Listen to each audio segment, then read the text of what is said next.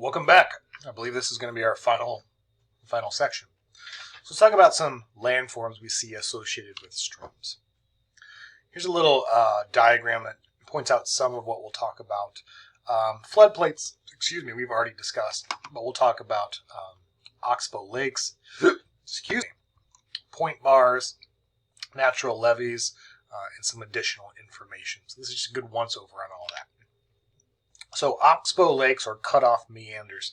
Here's a good description or good image, I think, of how it works. So you can imagine a flowing river. Where you see the areas of triangles is the areas of erosion, weathering, and erosion, where material is being broken down and moved away from the riverbanks by the river itself. Typically, they happen on the outside of curves. So as the water is flowing, it's going to eat into this section, and it curves this way, it's going to eat into this section. As it curves back this way, here's the outside, it's going to eat into this section. So the river is not only moving to the right, because it's eating into the area this way, but it's also eating through the area here. The circles is area where sediment is deposited. You can see here, here, and here. So as the river eats into the stream this way, more material is deposited, pretty much moving, meandering the stream to the right. So you can see how much space we have here versus how much space we have here. You can also see how the area of the river banks is being eaten away here, but being deposited here, kind of creeping in. So over time, right, as you know, the river flows and river levels change, it's going to kind of eat through this area and eventually bypass this whole thing. So the river now just flows a more straighter course, bypassing this, cutting this meander off.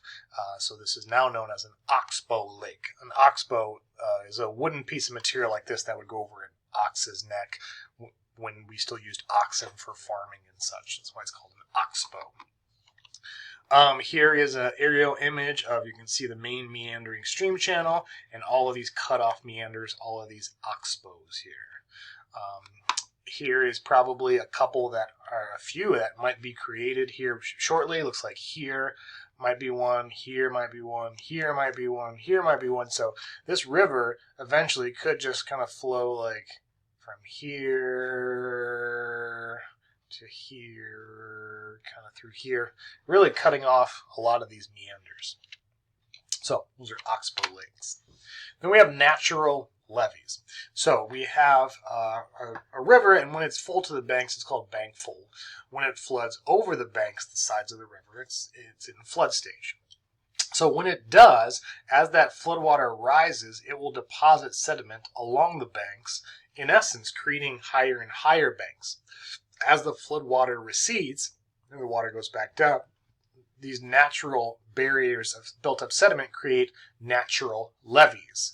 A levee is a landform that helps to prevent flooding. So it's actually kind of building in its own kind of flood defense over time.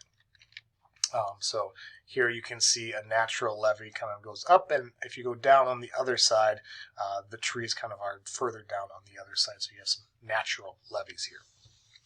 A point bar is a bar of sand. And all of these are more typical, I should say, of meandering streams. A point bar is an area of sediment typical in a meandering stream, but again, just typical, not always. And where a point bar is located is usually on the inside curve. That's that area of deposition we looked at back with the oxbow lake image. So this is where sediment is being deposited, and that's called a point bar. There's a lot of physics in that and how it works out, in that when you have a curve, the water is flowing fastest on the outside of the curve, slowest on the inside of the curve, which creates a pressure differential, and that subsurface helicoidal flow inside the stream actually takes sediment and deposits up here where the river is moving the slowest. I won't ask that on any type of test, but that's just how it kind of works out. So you get the deposit on the inside of the curve. Here's some great examples. So here's the outside of the curve, here's the inside of the curve, and a great point bar. You can see another one, the inside of the curve. Here's the curve here. Here's the inside of the curve. You see that point bar. You get another awesome example. The inside, you get this point bar. On the inside of the curve, you get the point bar. And then you have a landform called a delta. You know, before we do, let me go ahead and give you the last part of the super secret code. It is the number 2. The number 2. You got me? The number 2. So deltas. Deltas have formed as streams leave kind of the mainland, main body, and flow into some larger lake or some larger ocean. We talked a little bit about these in Unit 7, but as soon as a river that has a large amount of load, large amount of sediment, like the Mississippi River, suspended sediment, once it slows down, that's suspended sediment comes out of suspension and kind of settles. So it settles at the mouths of a river where they flow into large lakes or oceans, and that sediment will build up over time. And that kind of build up over time in this kind of triangle shape of sediment is called a delta. A delta. So this is the Mississippi River as it flows down through New Orleans out into the Gulf of Mexico, and you can see this is the delta. Right, this is the Mississippi River Delta. But you can also see a number of these kind of different shapes. So we're actually looking at a bunch of historical deltas of the Mississippi River. So again, here's another delta as a stream flows into a larger body of water. You can almost imagine it's kind of triangulated delta. Right, delta. That's a Greek letter delta. It's kind of shaped like a triangle. That's delta. Again, kind of flowing out in a triangle pyramid shape pattern. Again, kind of branching out. You can almost imagine in this case, kind of it's upside down, like this kind of shape. Delta. All right. Well, my friends, we're just scratching the surface of water, hence surface water. So we'll have many more units dealing with water. But what are some of the big ideas that pertains to surface water? Well, what we talked about, kind of have a good rough idea of Earth's water percentages. 97.5% of it salt water, 2.5% fresh water. How much of that can we utilize, etc., etc. The different types of stream channels: straight, meandering, braided. The characteristic stages: youthful, old. Variables that go into it: gradient, load, etc.